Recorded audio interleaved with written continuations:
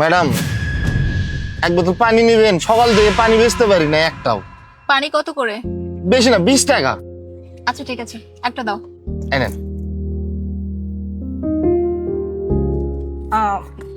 এই নাও। ম্যাডাম, আমার কাছে তো ভাঙতি নাই। আমার কাছে তো ভাঙতি হবে না। এক কাজ করো, তুমি ভাঙতি করে নিয়ে আসো। আচ্ছা, আপনি এ আনে থাকেন, আমি টাকাটা ভাঙতি করে নিয়ে আসি। আচ্ছা। আরে ও তো পালাচ্ছে মুনা। এই দাঁড়াও, কোথায় যাচ্ছ তুমি? চলে যেহেতু গেছে, তাকে যেতে দাও। আজব ব্যাপার, গেছে তো যেতে দাও মানে কি?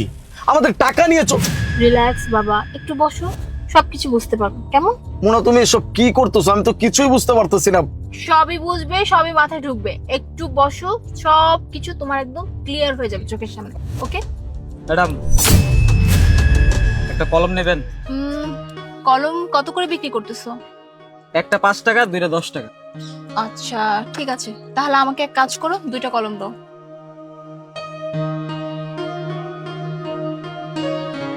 এই যে। ম্যাডাম, আমার কাছে তো ভাঙতি নাই। ভাঙতি তো আমার কাছেও হবে না, একটু দেখো না ভাঙতি করতে পারো কিনা। ঠিক আছে ম্যাডাম, আপনি এই জায়গায় থাকেন, আমি ভাঙতি করে নিয়ে যেতেছি। আচ্ছা।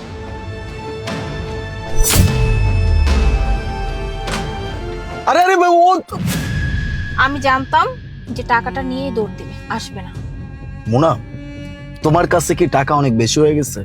যদি বেশি হয় টাকাগুলো আমাকে দাও। আর আমি যতটুকু জানি টাকাগুলো তো আমার, নাকি আমার ইনকাম করা টাকা। এইভাবে তুমি মানুষকে কেন বিলাচ্ছ? আই নো এই টাকাগুলো তোমার, আর অনেক কষ্টের টাকা। আর আলিফ, আমি না টাকাগুলো নষ্ট করতেছি না। বেসিক্যালি আমি একটা জিনিস দেখার জন্য এই কাজগুলো করতেছি। আর তুমি তুমি এরকম কেন করতেছো? আমি তো তোমাকে বললাম একটু রিল্যাক্স থাকো, সব কিছু তুমি বুঝতে পারবে যে আমি এই কাজগুলো কেন করছি। শুধু শুধু হাইপার কেন হচ্ছে বলো তো? মুনা, তুমি যে কি বুঝাইতে চাচ্ছ আর কি দেখাইতে চাচ্ছ আমি না সত্যি বুঝতে পারতেছি না। প্লিজ আমাকে বলবা?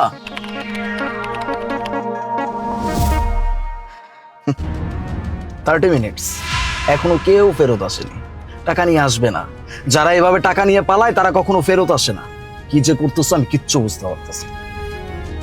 ম্যাডাম, আমি আপনার গাড়িটা পরিষ্কার করে দিই।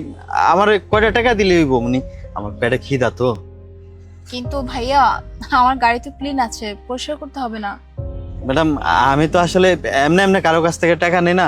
ওই যে দেখেন, ওই আপনার গ্লাসের ভিতরে, মানে ওই সামনের বড় আয়নাটা না, ওইটার ভিতরে অনেক ময়লা পড়ে রয়েছে। আচ্ছা ঠিক আছে, আপনি গাড়িটা পরিষ্কার করে দিন, যান।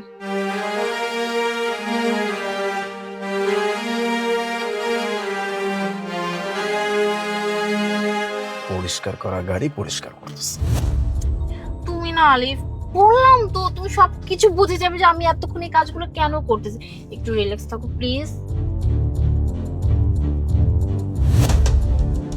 ম্যাডাম, হয়ে গেছে ম্যাডাম। কত দিতে হবে? এই 20 টাকা দিলে হইব।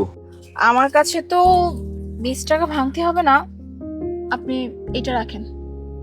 কিন্তু ম্যাডাম, আমার কাছে তো এত বড় টাকা ভাঙতি নাই। আমার কাছে তো ভাঙতি নাই, আপনি এক কাজ করেন না, আপনি দেখেন কোথা থেকে ভাঙতি করে আনতে পারেন কিনা। আচ্ছা ঠিক আছে ম্যাডাম, আপনি এনে বহেন, আমি যাবো আরাম।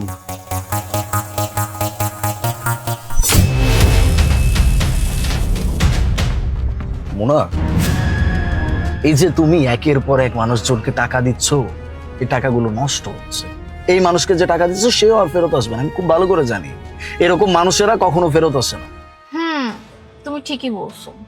আমারও না মনে হচ্ছে কি জানো, এই লোকটা না আসবে না, টাকা নিয়ে দৌড় দিয়ে চলে গেছে। আচ্ছা শোনো না, কি বলছিলাম, অনেকক্ষণ তো গাড়িতে বসা, চলো না একটু বাইরে গিয়ে ফ্রেশ এয়ার খাই। চলো।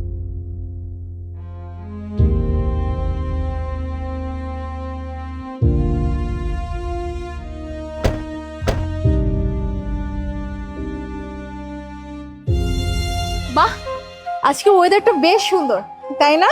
ওয়েদার তো অনেক সুন্দর। বাই দ্য ওয়ে, তোমার সেই লোকটা কোথায় যাকে 500 টাকার নোট দিয়ে তুমি বললা ভাঙিয়ে নিয়ে আসতে?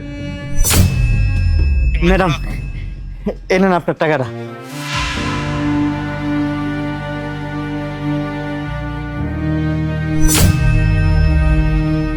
কিন্তু ভাইয়া, আপনার এই টাকা ভাঙতি করতে এত সময় লেগে গেল যে? আসলে হয়েছে কি ম্যাডাম, আমি যেদিকে ভাঙতি করতে গেছিলাম ওইদিকে লোকজন মনে করছে কি আমি চোর। এই টাকাটা মানে আমি চুরি করে নিয়ে আসি, আমার কেউ ভাঙতি দিতে চায় নাই। পরে আমি অনেক দূরে গেছি, অনেক কষ্ট হয়েছে এই টাকাটা ভাঙাইতে।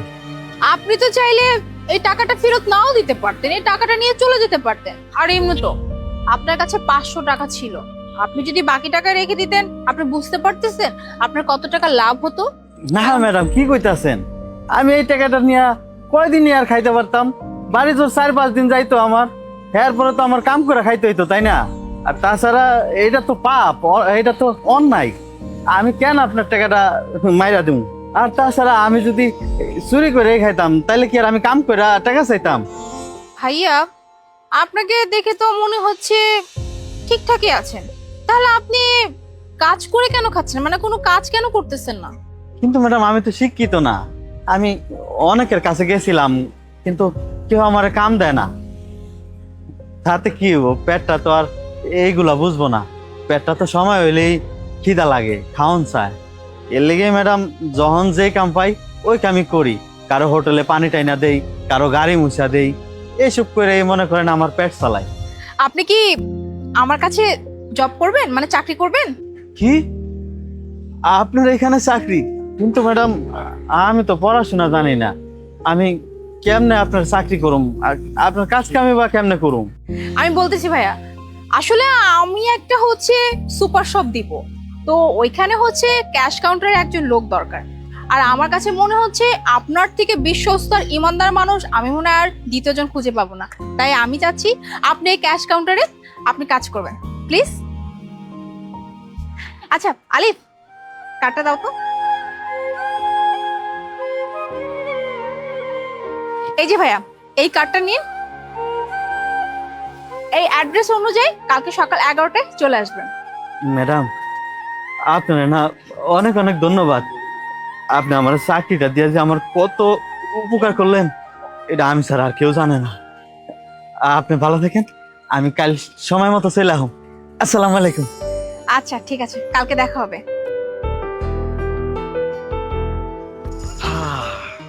তার মানে এই হচ্ছে আমার সুন্দরী বউয়ের কারসাজি।